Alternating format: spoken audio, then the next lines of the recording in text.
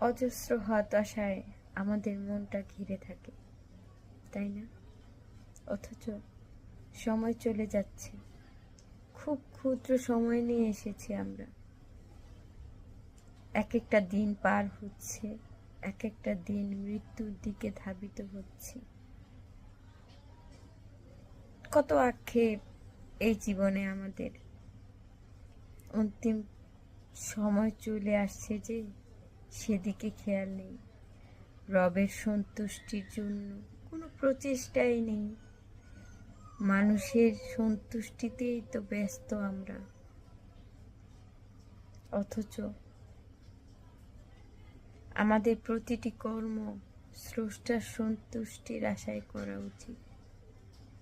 মানুষের কাছে ভালো থাকতে চাই আমরা। সেই মানুষই আমাদের প্রয়োজন ফুরলে একদম ছুঁড়ে ফেলে দেয়।